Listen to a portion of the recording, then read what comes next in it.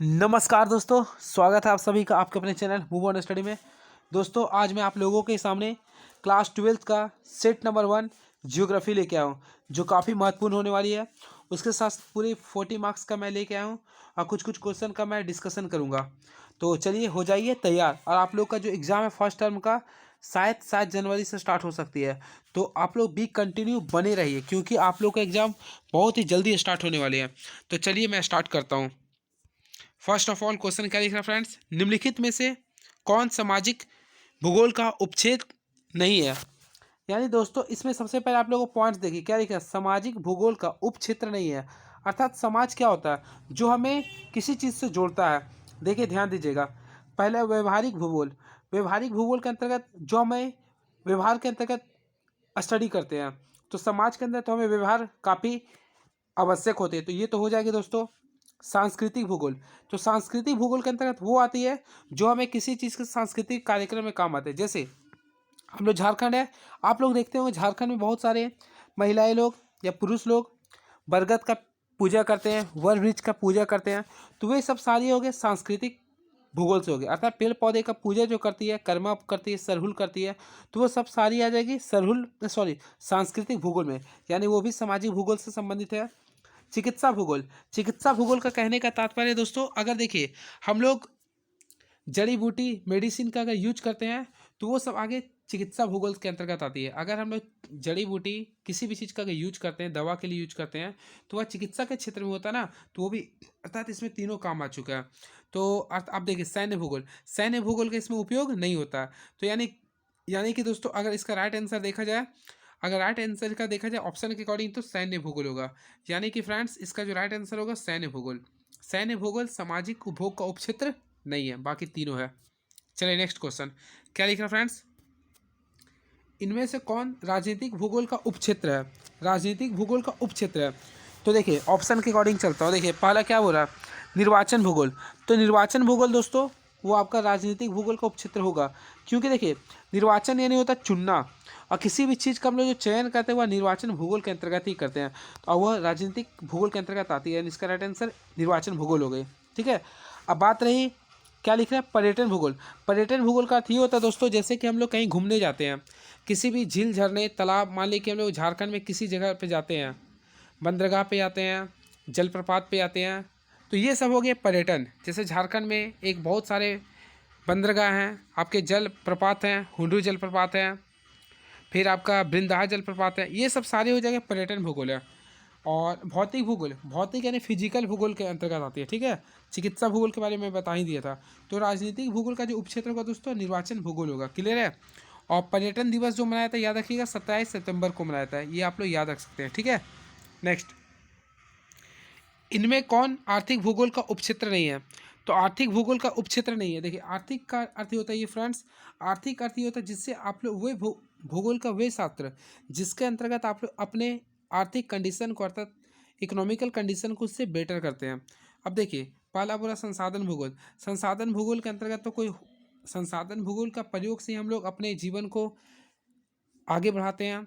कृषि भूगोल, कृषि भूगोल का उपयोग करके हम लोग अपने आय स्तर को बढ़ाते हैं। उद्योग से भी करते हैं, आप लोग देखते हैं बहुत सारे कोई फैक्ट्री चलाते हैं, कोई इंडस्ट्री चलाते हैं, तो ये तीनों हो गए। लेकिन ऐतिहासिक भूगोल, ऐतिहासिक भूगोल इसका राइट आंसर होगा, क्योंकि ऐतिहासिक भूगोल का कोई उपक्षेत्र नहीं होता आर्थिक भूगोल से। तो इसका राइट आंसर क्या होगा दोस्तों, ऐतिहासिक भूगोल, यानी कि ऑप्शन नंबर घ। नेक्स्ट, विश्व के 10 सर्वाधिक आबादी देशों में विश्व की लगभग कितने प्रतिशत जनसंख्या निवास करती है। तो इसका जो राइट आंसर होगा फ्रेंड्स, ऑप्शन नंबर चौथा का जो होगा, ऑप्शन नंबर सी होगा, यानी 60%। नेक्स्ट, किसी भी देश का वास्तविक धन क्या होता है। मैं दोस्तों सिंपल आप लोग को ये बताता हूँ। आप अपने घर का जिस प्रकार के लिए एक धन है, आप अपने घर के लिए जिस प्रकार एक माँ बाप का एक पूरा भविष्य है, उसी प्रकार देश की निवासी देश का वास्तविक धन होते हैं। अर्थात इसका राइट आंसर होगा देश का निवासी। तो देश का निवासी देश का वास्तविक धन होता है, इसे आप लोग हमेशा के लिए याद रखिएगा। नेक्स्ट, एशिया में बहुत अधिक स्थानों पर कम लोग और कम स्थानों पर बहुत अधिक लोग रहते हैं, यह कथन किसका है। कथन को आप लोग याद कर लीजिएगा। तो ये जो स्टेटमेंट है दोस्तों, जॉर्ज बी क्रेसी का है, इसे आप लोग याद कर लीजिए, इसे एग्जाम में क्वेश्चन आता है। आप लोग जितना स्टेटमेंट वाला है उसे आप लोग याद कर लीजिएगा। नेक्स्ट, इनमें कौन विश्व का सबसे घना सघन बसा हुआ क्षेत्र है? सबसे सघन विश्व का जो बसा हुआ क्षेत्र अगर बोलेगा दोस्तों, तो इसमें जो राइट आंसर होगा वह होगा नदी घाटी क्षेत्र। नदी घाटी क्षेत्र। अब यहाँ पे आता है नदी घाटी क्षेत्र क्यों होता है सघन, यानी बहुत ज़्यादा। तो नदी घाटी के क्षेत्र की ओर इसलिए लोग बसते हैं क्योंकि उसे कृषि का उफ- कृषि का फायदा होता है, बहुत सारी चीज़ का फायदा होता है, इसी कारण वो लोग नदी के किनारे बसते हैं। आज भी आप देखते होंगे भारत के काफ़ी शहर जो है नदी के किनारे बसे हुए हैं। जैसे हम रांची, रांची किस नदी के किनारे अवस्थित है? स्वर्ण रेखा नदी। कोडरमा ब्राकर नदी के किनारे स्थित है। फिर गया, गया किस नदी के किनारे स्थित है? आप लोग कमेंट बॉक्स में लिखिएगा। वैसे मैं बता देता हूँ फल्गु नदी। तो बहुत सारे शहर जो होते हैं दोस्तों वह नदी के किनारे अवस्थित होते हैं। जैसे बनारस गंगा नदी के किनारे। ठीक है, चलिए। निम्न इनमें से कौन जीवन का सर्वाधिक महत्वपूर्ण कारक है? तो देखिए मैं ऑप्शन के अकॉर्डिंग चलता हूँ। सबसे पहले इसका जो राइट आंसर होगा फ्रेंड्स, ऑप्शन नंबर डी होगा गा। यानी कि दोस्तों जीवन का सर्वाधिक महत्वपूर्ण कारक होता है जलवायु। क्योंकि देखिए जलवायु जलवायु किसी अगर जगह का जलवायु अगर निकालते हैं ना, तो वह 15 वर्ष के तापमान के अंतर्गत ही निकालते हैं। किसी भी जगह के अगर हम लोग तापमान जलवायु निकालते हैं ना, तो उस क्षेत्र के 15 साल के तापमान को देखकर ही निकाला जाता है। ठीक है, जैसे देखिए अभी मान लीजिए कि आज के डेट में हमें क्या फील हो रहा है? ठंडा। फिर मान लीजिए 4 महीने बाद देखें गर्मी फील होगा। फिर क्या होगा? उसके बाद बरसात आएगा। तो ये होता है जलवायु। और ये लगातार 5 साल जब काउंटिंग किया गया तो 15 साल जब काउंटिंग किया गया तो पता चला कि इसे हम लोग जलवायु कहते हैं। ठीक है, तो सबसे महत्वपूर्ण सर्वाधिक कारक जो होते हैं दोस्तों जलवायु होते हैं। क्योंकि आप ही लोग समझिए अगर मान लीजिए हमेशा ठंडा रहेगा तो क्या इंसान जीवित रह पाएगा? नहीं रह पाएगा। जीवित तो रहेगा लेकिन उसके संसाधन में काफ़ी कमियाँ आएगी, त्रुटि आएगी, जिसके कारण लोग पलायन करने लगे एक जगह से दूसरी जगह, काफ़ी परेशानियाँ झेलना पड़ेगा। तो इसका राइट आंसर क्या होगा? जलवायु। नेक्स्ट, किस प्रकार की मिट्टी वाले प्रदेशों में अधिक लोग निवास करते हैं? तो इसका जो राइट आंसर होगा फ्रेंड्स दोमट मिट्टी। आप लोग इसे याद कर लीजिएगा। जनांकीय संक्रमण सिद्धांत के किस अवस्था में जन्म दर और मृत्यु दर दोनों उच्च होता है? तो जनांकीय इसका जो राइट आंसर होगा फ्रेंड्स ऑप्शन नंबर 1, यानी कि प्रथम अवस्था में। देखिए जनांकीय संक्रमण सिद्धांत के किस अवस्था में जन्म दर और मृत्यु दर दोनों उच्च होता है? देखिए दोनों जन्म दर और मृत्यु दर दोनों उच्च होते हैं। तो प्रथम अवस्था में, प्रथम अवस्था में होते हैं।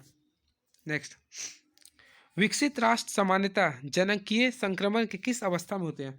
तो विकसित राष्ट्र जो होते हैं फ्रेंड्स, हमेशा ये क्वेश्चन इंपॉर्टेंस आ सकती है एग्जाम में। तो विकसित राष्ट्र जो होती है, विकसित राष्ट्र जो होती है वह आपका द्वितीय अवस्था में आती है, द्वितीय अवस्था में आती है।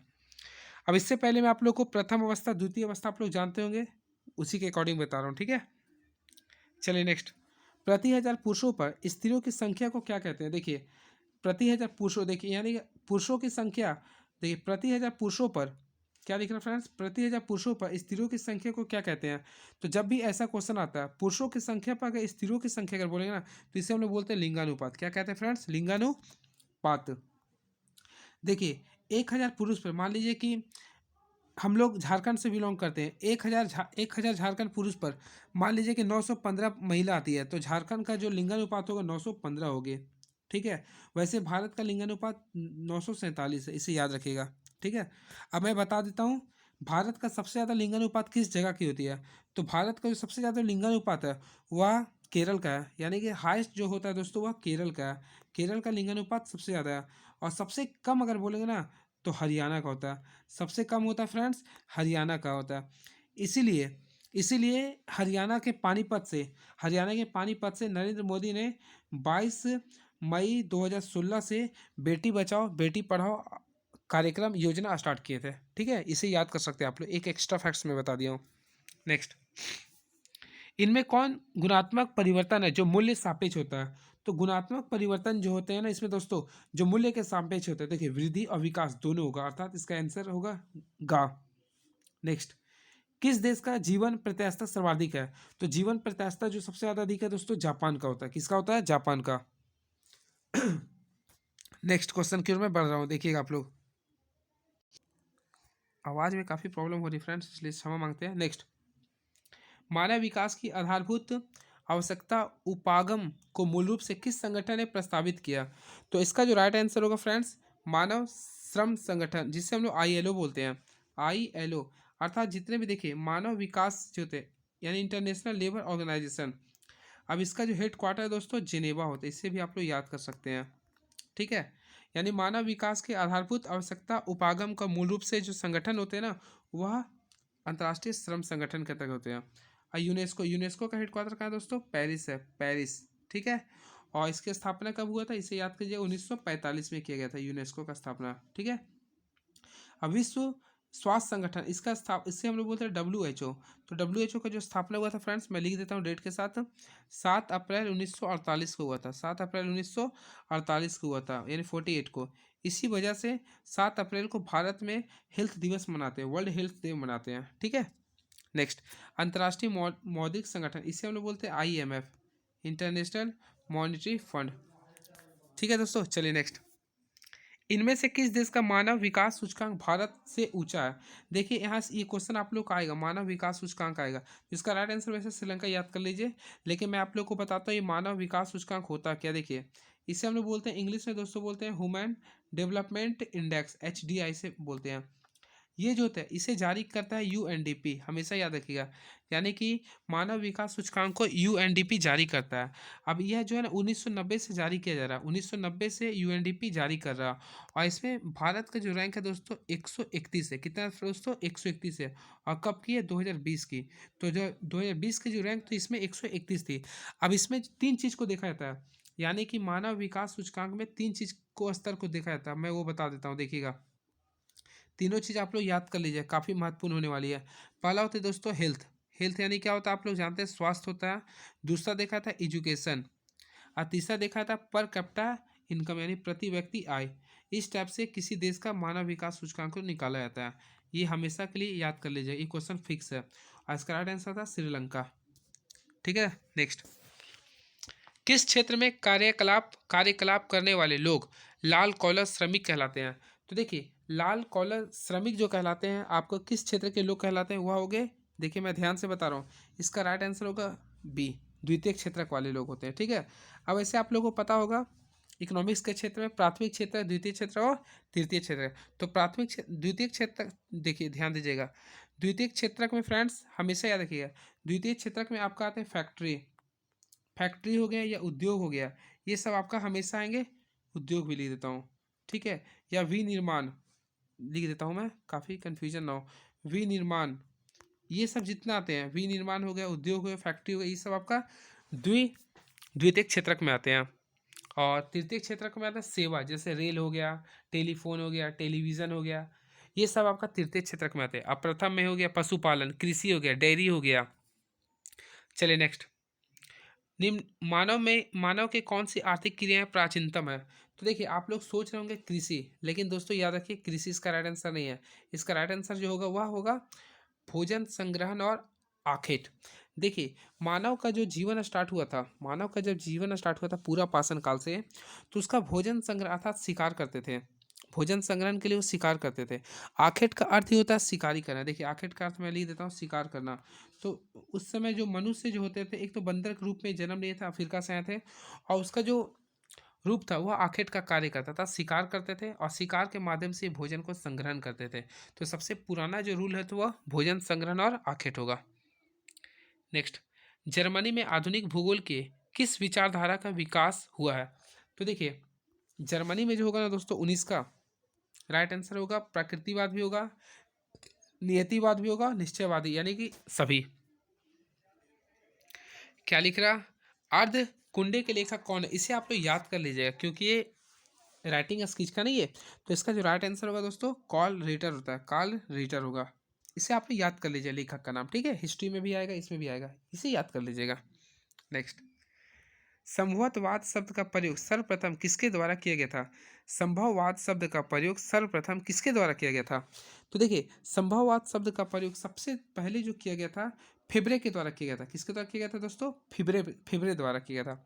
इसे याद कर लीजिएगा, आप लोग सभी याद कर लीजिएगा। नेक्स्ट, ऑरिजिन ऑफ स्पीसीज, ये आप लोगों को क्लास 10th याद आ रहा होगा, क्योंकि परिवर्तन ही संसार का नियम है, जिन्होंने कहा था। याद आ गया होगा कुछ आप लोग को, पक्का विश्वास है मुझे। क्या लिख रहा? ऑरिजिन ऑफ स्पीसीज सिद्धांत का संबंध निम्नलिखित में किस विद्वान से संबंधित है? तो देखिए ये जो होता है दोस्तों डार्विनवाद से संबंधित है, क्योंकि इन्होंने कहा था परिवर्तन ही संसार का नियम है। तो ये इस इन्होंने ही बोला था ऑरिजिन ऑफ स्पीशीज से। ठीक है, चलिए नेक्स्ट। फ्रांसीसी भूगोल के जनक, फ्रांसीसी भूगोल के जनक जिन्हें संभाववादी विचारधारा का चैंपियन भी कहा जाता है, यह कथन किस भूगोलविद्ता से संबंधित है? तो देखिए इसका जो राइट आंसर होगा दोस्तों, 23 का जो राइट आंसर होगा इसका होगा ऑप्शन नंबर डी, यानी कि डी ला ब्लांस, डी ला ब्लांस। पर्यावरणीय निश्चयवादी विचारधारा की शुरुआत जर्मनी के किस विद्वान द्वारा किया गया था?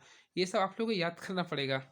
तो इसका जो राइट आंसर होगा फ्रेंड्स ऑप्शन नंबर ए, हम बोल्ड कर दिया था एकदम। नेक्स्ट, अच्छा जर्मनी की राजधानी आप लोगों को पता है क्या?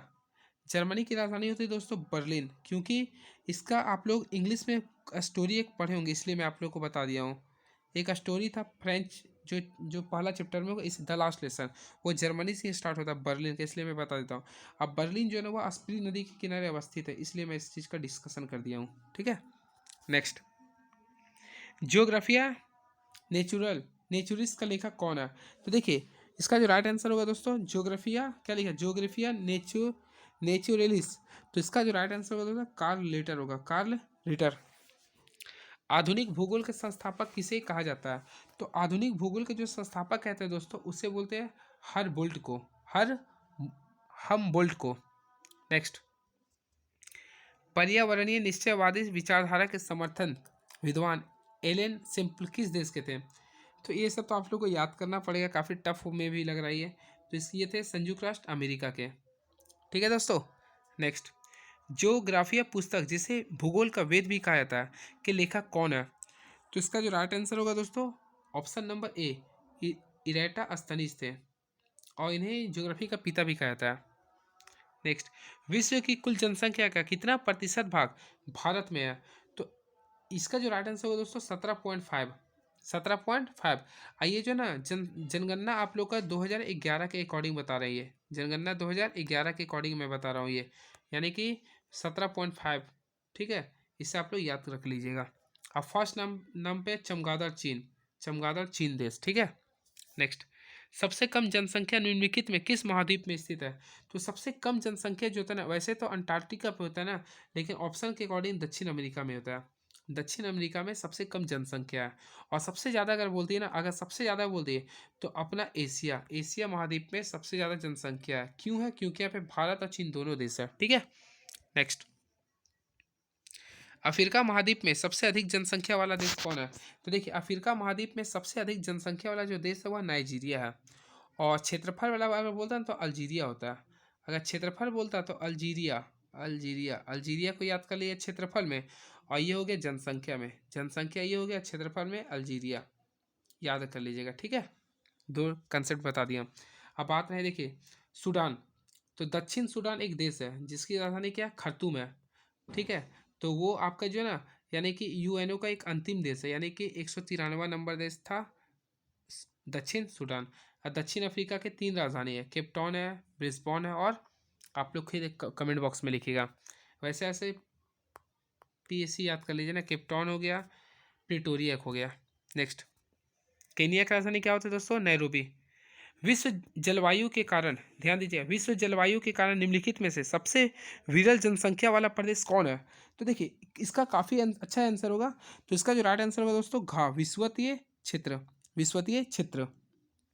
नेक्स्ट, सबसे नेक्स्ट, क्या लिखा है, जनांकीय संक्रमण के किस अवस्था में जनसंख्या विस्फोट होता है? तो इसका जो राइट आंसर होगा फ्रेंड्स ऑप्शन नंबर बी, द्वितीय। जनसंख्या वितरण को प्रभावित करने वाला एक महत्वपूर्ण कारक जलवायु है, निम्नलिखित में कौन सी जलवायु सघन जनसंख्या के लिए उत्तरदायी है? तो देखिए इसका जो राइट आंसर होगा दोस्तों 34 का, तो ऑप्शन नंबर होगा शीतोष्ण। क्या होगा? शीतोष्ण है।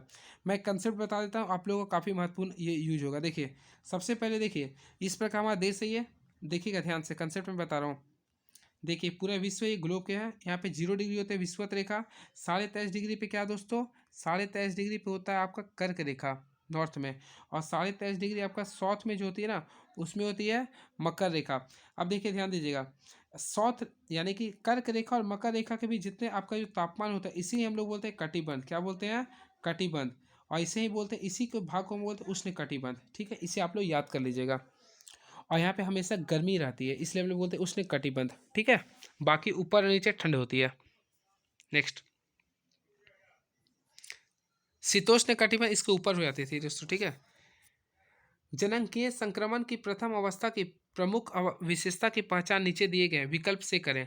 तो उतना मैं नहीं पढ़ूंगा, डायरेक्टली इसका आंसर बता देता हूँ दोस्तों। तो जो 35 का जो राइट आंसर होगा ऑप्शन नंबर डी होगा। जन्म दर और मृत्यु दर दोनों ही उच्च होते हैं इसमें। नेक्स्ट, जननांगीय संक्रमण का सिद्धांत पहली बार किसके द्वारा किया गया था? तो इसका जो राइट आंसर होगा friends option number D, Thomson के द्वारा किया गया था। नेक्स्ट, क्या लिख रहा है? कुल क्षेत्रफल तथा कुल जनसंख्या के आधार पर क्या निर्धारित किया जाता है? देखिए, सबसे पहले कुल क्षेत्रफल रहेगा। क्या लिख रहा है फ्रेंड्स? कुल क्षेत्रफल यानी टोटल एरिया, मैं इंग्लिश में लिख देता हूँ। ठीक है, और कुल पॉपुलेशन यानी कि कुल जनसंख्या बोल रहा, तो ये जब होगा ना तो ये होगा आपका घनत्व का हो जाएगा, यानी कि डेंसिटी। तो ऑप्शन नंबर क्या होगा? डी होगा। क्या होगा फ्रेंड्स? डी, घनत्व। क्या लिख रहा है फ्रेंड्स? नेक्स्ट, आयु लिंग पिरामिड से जनसंख्या के किस विशेषता को प्रदर्शित किया था? देखिए, पिरामिड इस प्रकार होता है ना दोस्तों, तो इसमें जो आयु जो पिन जो होता है वह किस चीज़ को शो करता है? वह आयु संरचना की भी करता है और लिंग संगठन का भी करता है, यानी ऑप्शन नंबर घ होगा। ठीक है, नेक्स्ट, जनसंख्या पिरामिड, देखिए मैं पिरामिड बनाया फिर से आ गया। जनसंख्या पिरामिड में बायां भाग, देखिए राइट होता है लेफ्ट होता है, बायां भाग की चौड़ाई दायां भाग से अधिक होने का अर्थ क्या होता है? मान लीजिए अधिक है, उसका अर्थ क्या होता है? यानी इसका अर्थ ये होता है फ्रेंड्स कि पुरुष जनसंख्या की अधिकता है। अगर बायां भाग जो है कि चौड़ाई जो है दायां भाग से अधिक है तो पुरुष जनसंख्या की अधिकता है, और अगर इधर का अधिक होता है तो स्त्री की जनसंख्या अधिकता है। लास्ट, जन्म दर और मृत्यु दर दोनों का समान होना क्या प्रदर्शित करता है? तो देखिए दोस्तों, जन्म दर और मृत्यु दर दोनों का समान होना हमें प्रदर्शित करता है स्थिर जनसंख्या। क्या दोस्तों करता है? स्थिर जनसंख्या। अब मैं एक एक्स्ट्रा बता देता हूँ, जनसंख्या दिवस प्रत्येक साल 11 जुलाई को मनाते हैं, 11 जुलाई को मनाते हैं। चलिए, कैसा लगा आप लोग जरूर कमेंट बॉक्स में लिखिएगा। चलिए, thank you so much. Please subscribe my this channel move on study. Thank you so much.